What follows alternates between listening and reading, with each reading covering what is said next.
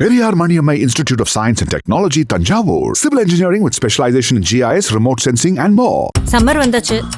What's your plan for this holiday? எங்க கிட்ட விட்டுருங்க, நாங்க பாத்துக்கிறோம். VGT Holidays. GT Holidays, South India's #1 travel brand. சிவாய நம்ம வணக்கம். நான் உங்கள் ஜோதிடர் கருப்புசாமி KGF. பிகின் பக்தி சேனலை பார்த்துருக்கிற அனைவருக்கும் வணக்கம். இன்னைக்கு 2025 ராகு கேது பெயர்ச்சி. இதை 12 ராசிக்கும் எப்படி இருக்கும்?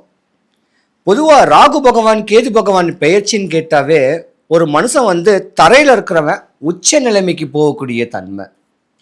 யோகங்கள் ராகு பகவான் தான் நிறையாவே கொடுப்பாரு. போகங்களையும் ராகு பகவான் தான் கொடுப்பாரு. கேது பகவான் ஞானத்தை கொடுப்பாரு. மிதுன ராசி. மிதுன ராசிக்கு 9வது வீட்டில் தான் ராகு பகவானுடைய பெயர்ச்சி. நீங்க தாங்க யோகக்காரர்.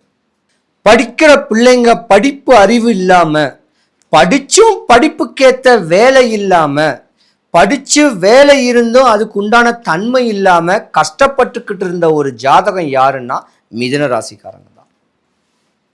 ஏன்னா மிதுன ராசிக்காரங்களை பொறுத்த வரைக்கும் தாய் தகப்பன் அண்ணன் தம்பிங்க எல்லாமே இருக்கும். ஆனால் தாய் மேலே தான் பாசமும் அதிகமாக இருக்கும். ஏன்னா மிதுன ராசிக்கு அதிபதி புதன் பகவான். புதன்னா தாய் மாமா. இப்படி தன்மையுடைய மிதுன ராசியில தான் இன்னைக்கு ராகு பகவானுடைய தன்மை இருக்கக்கூடிய நேரத்தில் உங்களுக்கு யோகம். ஏன்னா உங்க ராசியிலேயே ராகு பகவான் இருக்கார். அடிபணிஞ்சு இருக்கக்கூடிய தன்மையில் இருப்பார். நீங்க தாங்க IAS ஆக போறீங்க, IPS ஆக போறீங்க, CA படிக்க போறீங்க, சார்ட்டர்ட் அக்கௌண்ட் ஆக போறீங்க, அரசு சம்பந்தப்பட்ட வக்கீல் தொழில் ஆக போறீங்க. ஒரு பெரிய கம்பெனியில் பெரிய லெவலுக்கு வரக்கூடிய MBA படித்தா என்ன ஒரு பலன் கிடைக்கும், ஒரு ஆஃபீஸில் வேலை கிடைக்குமோ அந்த வேலை கிடைக்கக்கூடிய தன்மை இந்த மிதுன ராசிக்கு தான் உண்டு. ஆனால் மிதுன ராசிகள் பொறுத்த வரைக்கும் ஆன்மீக தன்மையில கொஞ்சம் தெளிவான வழிமுறைகளை பிடிச்சுக்கணும். மிதுன ராசியை பொறுத்த வரைக்கும் ஒரு குறிப்பிட்ட காலம், ஒரு 25-27 வயசு வரைக்கும் உங்களுக்கு சனி தசையும் போகும். அந்த சனி தசையில நீங்க படாத கஷ்டமும் நஷ்டமும் அவப்பேரும் அவமானத்தையும் நீங்க சந்திக்கணும் கேட்கறது விதி. சொத்து பத்துகள் நிறைய இருந்திருந்தாலும் சொத்து பத்து மேல ஆசைகள் வராது. அண்ணன் தம்பி அங்காளி பங்காளி மேல உங்களுக்கு பாசம் இருக்கும், அவங்க ஓ மேல பாசமா இருப்பாங்கன்னு கேட்கறது பாசிபிள் கம்மி. மிதுன ராசியை பொறுத்த வரைக்கும் 25-27 வயசுக்கு மேல வெளிநாடு வெளி தேசத்துல பிரவேசம் பண்ணக்கூடிய ஒரு தன்மையுடைய வேலை உங்களுக்கு கிடைக்க போகுது. பாஸ்போர்ட்டுன்னு கேட்டாவே சந்திரன். ஃபாரின்ல பிரவேசிக்கணும்னு சொல்லக்கூடியது ராகு. உங்கள் ஜாதகத்தில் ராகு பகவான் நல்ல பலத்தில் இருக்கக்கூடிய ஒரு நேரத்தில் இந்த வருஷம் உங்களுக்கு பொன்னான நாள் கூட சொல்லலாம்.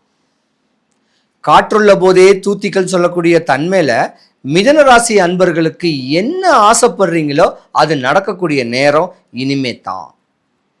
நீங்கள் உங்களுடைய அப்பாவுடைய அப்பாவை நினைக்கணும். உங்க வீட்டு குலதெய்வத்தை 6 மாசத்துக்கோ 3 மாசத்துக்கோ போய் ஒரு வணக்கமாவது போடணும். இப்படி முன்னோர் வழிபாடுகளை முறையா பண்ணிக்கிட்டு வந்தீங்கன்னா தான் நீங்க என்ன ஆசைப்படுறீங்களோ அந்த ஆசை பூர்த்தியாகும். மிதுன ராசியை பொறுத்த வரைக்கும் ஒரு குறிப்பிட்ட காலங்கள், ஒரு 25 ஒரு 35 வயசுக்குள்ள பெண்கள் தான் கவனமா இருக்கணும். ஏன்னா உங்களுக்கும் உங்க கணவருக்கும் கருத்து வேறுபாடுகள்ல பிரிஞ்சிருக்கக்கூடிய தருணம் 2025க்கு முன்ன வரைக்கும் இருக்கு. கொஞ்சம் விலகி இருக்கிறது வேற, பிரிஞ்சிருக்கிறது வேற. இப்படி விலகி இருந்திருந்தீங்கன்னா இனிமே நீங்க ஒன்று சேரக்கூடிய ஒரு தருணம் உண்டு. 2வது, மிதுன ராசி இப்ப இருக்கிறது காதல் கிரகத்துக்கிட்ட இருக்கு. அதாவது புதன் பகவானுடைய வீட்டில் இருக்கு. படிக்கிற பிள்ளைங்க லூஸ் டாக் குற்றக்கூடாது. தாம் படிக்கிற படிப்பை இந்த காதல் கிரகம் சொல்லக்கூடிய புதன் கிரகத்துக்கிட்ட நீங்க இப்ப இருக்கிறனால நீங்க காதல் சொல்லக்கூடிய மோகத்துல இருந்தீங்கன்னா மாட்டிக்குவீங்க. ராகு பகவான் உங்களுக்கு யோகத்தையே கொடுக்க போகுது. பூர்வீக சொத்து, பெரிய பெரிய தன்மைகள், பெரிய படிப்பு, யோகங்கள் அள்ளி கொடுக்கக்கூடிய ராகு பகவான் உங்க ராசிக்கு அற்புதமான இடத்துல இருக்காரு. இதுதான் தருணம், இதுதான் நேரம். படிக்காத மேதையாகக்கூடியதும் இந்த 2025 டு அடுத்து வரக்கூடிய ராகு கேது பயிற்சி வரைக்கும். அதனால் முன்னோர் அனுகிரகங்கள், தாய் தகப்பனுடைய அனுகிரகங்களை வாங்கி தன்னை பக்குவப்படுத்திக்கிட்டு இருந்தால் நீங்கள் தான் உயர்ந்த நிலைமை, உச்ச நிலைமைக்கு போகக்கூடிய தருணம் உங்களுக்கு தான் உண்டு. எல்லாரையும் மதித்து நடங்க. ஆன்மீக ஈடுபாட்டில் கொஞ்சம் ஈடுபாடு, நாட்டங்கள் செலுத்துங்க. இதெல்லாம் பக்குவம் பண்ணிங்கன்னா நீங்கள் பெரிய லா படிச்சிருந்தா கூட பெரிய ஆள் தான். ஏன்னா அப்படியாம்பட்ட ஒரு தருணம் தான் இந்த மிதுன ராசிக்கு நிறையாவே உண்டு. மிதுன ராசி அன்பர்களை பொறுத்த வரைக்கும் யோகங்கள் தாங்க இந்த 2025 ராகுவோடைய பெயர்ச்சியும் கேதுவோடைய பெயர்ச்சியும். மோட்சக்காரகன் கேது பகவான் ஜாதகத்தில் பலமாக இருக்கிறனால அம்மா வழி முன்னோரையும் வழிபடலாம், ஒரு பெண் தெய்வத்தையும் வழிபட்டு போகலாம்.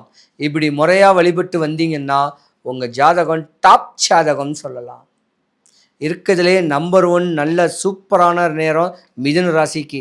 ஏன்னா உங்கள் ராசியில் தான் குரு பகவானும் பயிற்சி இருக்கிறாரு. ராகுவும் குருவும் ஒன்று அள்ளி கொடுக்கக்கூடிய ஒரு தருணத்தில். அதனால் யோகங்கள் நிறைஞ்சு வரக்கூடிய நேரம் மிதுன ராசிக்கு தான் நம்பர் 1 ஜாதகம். அதனால் குலதெய்வத்தெல்லாம் வழிபடுங்க.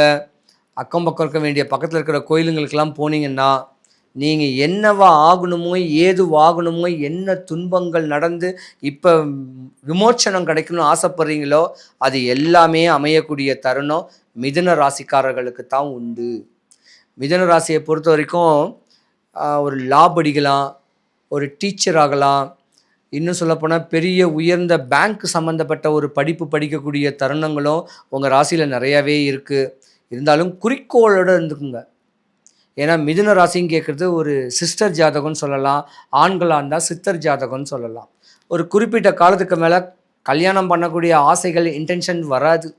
அதனால என்ன பண்ணுறோம்னா சித்தராக போயிடலாம், ஆன்மீக வழியில் ஈடு போயிடலாம் அப்படின்னு சொல்லக்கூடிய தன்மையும் உங்களுக்கு ஏற்படக்கூடிய வாய்ப்பு இருக்குது. ஏன்னா கர்ம சனி உங்கள் ஜாதகத்தில் இருக்குது. கர்ம காலகனுடைய தன்மையில் இப்படித்தான் நீ ஆகணும்னு சொல்லக்கூடிய நேரமும் உங்கள் ஜாதகத்தில் இருக்குது. பயப்படாமல் இருங்க. உங்கள் முன்னோர் வழிபாடை பண்ணுங்க, மூத்தோர் வழிபாடை பண்ணுங்க. இப்படியாம்பட்ட வழிமுறைகளை பக்குவம் பண்ணிக்கிட்டு வந்தீங்கன்னா மிதுன ராசி அன்பர்கள் அனைவருக்கும் யோகத்தையே கொடுக்கக்கூடிய நேரம்தான். 2025க்கு முன்ன வரைக்கும் எப்படி இன்னல்களும் துன்பத்தையும் அடைஞ்சிருந்தீங்க, எந்த ஒரு காரியமும் ஒரு சக்ஸஸ் நடக்காத ஒரு தன்மையில் தான் இருந்திருப்பீங்க, ஏமாற்றங்கள் நிறையா இருந்திருக்கும். அதெல்லாமே தீர்ந்து போகுது. மிதுன ராசிக்காரங்க உங்கள் ஜாதகத்தை ஒரு நல்ல ஜோதிடர்கிட்ட கொடுத்து இந்த வருங்காலங்கள் எப்படி இருக்கும் அப்படின்னு யூகிச்சுக்கிட்டு வழியை பின்பற்றிருக்கீங்க. மிதுன ராசி அன்பர்கள் அனைவருக்கும் சுபிக்ஷம் கிடைக்கணும், ஐஸ்வர்யம் கிடைக்கணும், கடாட்சியம் கிடைக்க, வடபழனி ஆண்டவனுடைய அனுகிரகம் உங்களுக்கு பரிபூர்ணமாக கிடைக்க நான் பிரார்த்திக்கிறேன். சிவாய நம. யோகத்தை கொடுக்கக்கூடிய ராகு பகவான் ஜாதகத்தில் உல்டாவா போணுச்சுன்னா என்னென்ன இடையூறுகளை கொடுக்கும் தெரியுமா?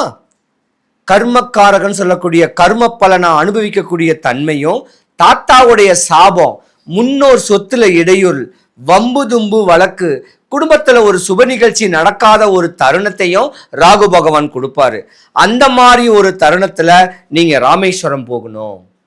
இப்படி முறையான வழிமுறைகள் பண்ணிக்கிட்டு வந்தால் ராகு பகவானுடைய தன்மை, கேது பகவானுடைய தன்மை உங்களுக்கு யோகத்தை தான் கொடுக்கக்கூடிய நேரங்காலம் வரும்.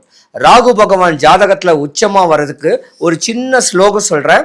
அந்த ஸ்லோகத்தை ராகு கால நேரத்தில், யமகண்ட நேரத்தில் சொன்னால் பலன் கொடுக்கும். சொல்கிறேன்.